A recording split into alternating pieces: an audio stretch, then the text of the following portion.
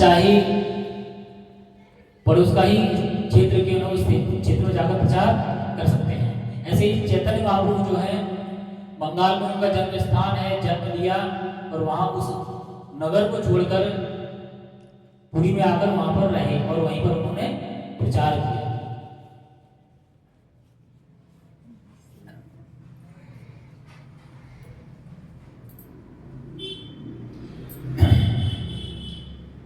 आगे बताते हैं, उस समय तक ईश्वर पुरी इस संसार से प्रस्थान कर चुके थे, अर्थात अपने शिष्य को संन्यास की दीक्षा देने के बाद में चैतन्य महाप्रभु के जो गुरु महाराज हैं, आज उनका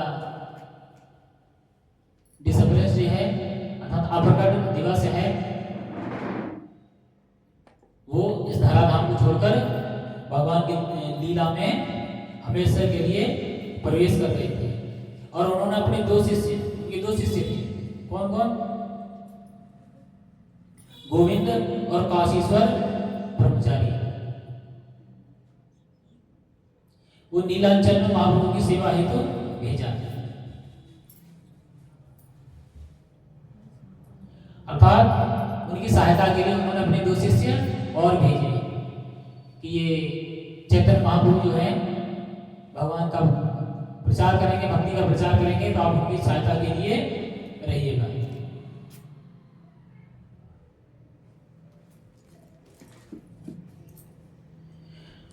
तो आपने जाना कि ईश्वर पुरी का जीवन क्या था और उनके शिष्य जो हैं चैतन्य महाप्रभु जो हैं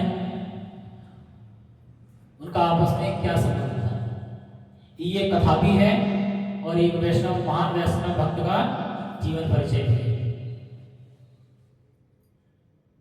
इस कथा के माध्यम से आप क्या सीख सकते हैं?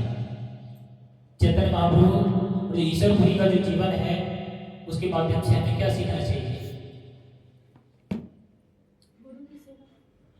एक जो गुरु है उसको, जो उसके शिष्य हैं उन्हें अपने संतान की भांति देखभाल करना चाहिए, उनकी केयर करना चाहिए, सही मार्गदर्शन देना चाहिए। ऐसा नहीं है कि शिष्य को दीक्षा दे दिया, उसे दक्षिणा दे दिया, आप शिष्य जाने आप उसका काम जाने, ऐसा नहीं होना चाहिए।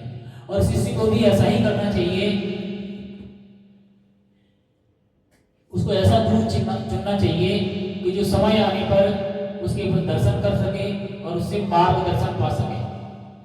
ऐसा नहीं होना चाहिए कि हम अयोध्या के बाबा जी से दीक्षा लेंगे, पता लगा यहां से जाने में समय हो जाएगा,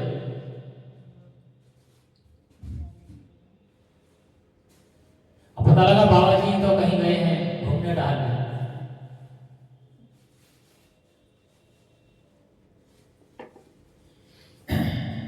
और उनको ये भी तो पता होना चाहिए कि वो वैष्णव है भी कि नहीं है, वैष्णव नियमों का पालन भी करते हैं कि नहीं करते। कोई अयोध्या में निवास कर रहा है, किसी ने कपड़ों का रंग बदल दिया, इसका मतलब कोई महान संत नहीं हो जाता। वेश धारण करने से कोई भक्त बन जाता है क्या? भक्ति के लक्षण भी होने चाहिए। कोई भले ही सन्यासी का वेश धारण कर ले, गेरुआ वस्त्र धारण कर ले, अगर वो आहार निद्रा भय में इन सब चीजों से बाहर नहीं निकलता है तो वो सन्यासी नहीं है। सन्यासी का वेश धारण करने से कोई सन्यासी नहीं बनता है। सन्यासी का अर्थ है मन से सन्यास लेना, मन से जो आसक्ति है उसको त्याग देना। इससे पहले गुरु के बारे में बताया गया है।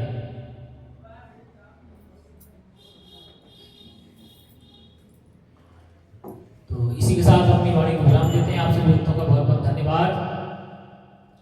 हरे कृष्णा कृष्ण कृष्ण हरे हरे, हरे राम राम राम हरे हरे, हरे कृष्णा कृष्ण कृष्ण हरे हरे, हरे राम राम राम हरे हरे, हरे कृष्णा कृष्ण कृष्ण हरे हरे, हरे राम राम राम